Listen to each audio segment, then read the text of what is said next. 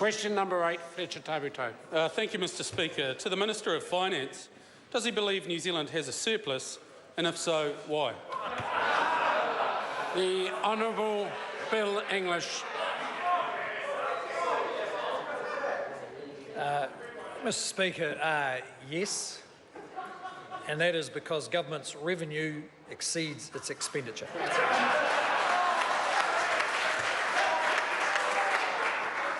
Supplementary.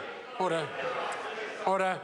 Supplementary question, Fletcher Tabuteau. Thank you, Mr Speaker. If we have a real surplus, then why has the poorest 20% of New Zealanders, superannuitants in particular, had to struggle with price increases at literally twice the rate of the richest 20% since the Minister's government came into power in 2008? The Honourable Bill English. Well, Mr Speaker, the member, of course, is talking about two different things here. One is just simply the government accounting system, which is the most transparent public accounting system in the world. On the other hand, he's addressing the issue of how inflation affects superannuitants. And I think the record shows that because national superannuation increases are tied to movements in the average wage, and movements in the average wage over the last 7 or 8 years have been significantly above inflation, that the real value of national super has increased. Of course, theoretically you could go back and recalculate it according to the index that Department of Stats published yesterday. Supplementary, sir. Supplementary question, Fletcher Tabuteau. Thank you, Mr Speaker. If we have a real surplus, then why has this government decided to cut real funding dollars into our hospitals, schools, police and housing, undermining the core delivery of all of these vital services? The Honourable Bill English. Oh, well, Mr Speaker, I simply disagree with the member. It's not the case that what he's asserted is true.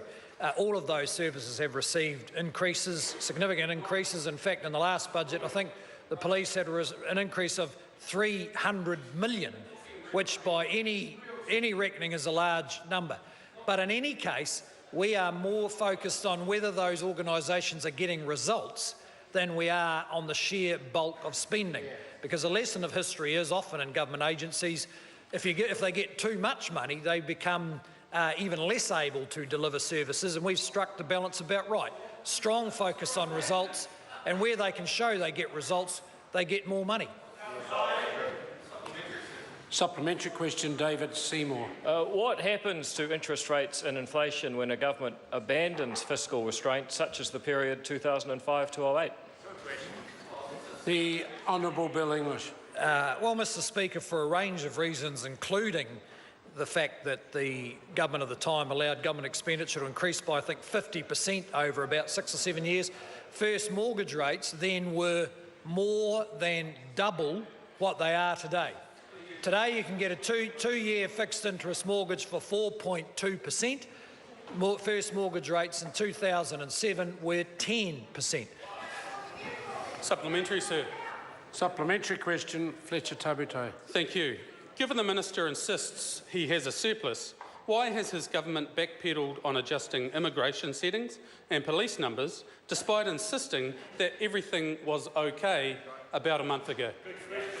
The Honourable Bill English. Well, Mr Speaker, it's not really whether I insist we have a surplus. In fact, the accountants and Auditor General insist we have a surplus. And if we were to report a deficit with the current expenditure and revenue, they may come to the conclusion there had been political interference. But the member is raising a whole range of policy issues. I just want the member to understand this. We're one of the very few developed countries in the world that have the choice of dealing with those sorts of policy issues. Even our cousins across the Tasman face large and persistent deficits, and they simply don't have the choices that the members are talking about. We do. Hear, hear. Supplementary, sir. Supplementary question, Fletcher Tabuteau. Thank you. Does he think a government with a real surplus would have sat back and on their watch overseen the greatest housing shortages of our time? The Honourable Bill English. Well, Mr Speaker, I don't see the two as being related. What the government has been doing... What the government has, well, the problem in the housing market is not some lack of government expenditure. It is a set of dumb planning rules that have been in place for 20 years, which prevented flexible supply of housing when there was strong demand. And the government has set about systematically getting those rules changed with increasing success. Supplementary, sir. Order.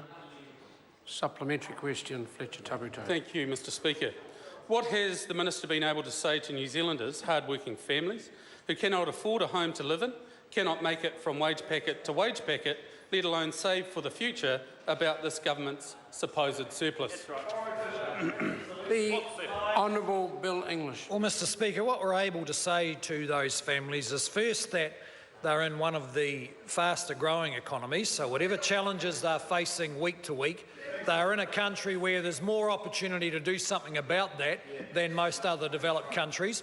And we're also able to say to them that because the government has surpluses, their entitlements are secure and their public services will continue to improve.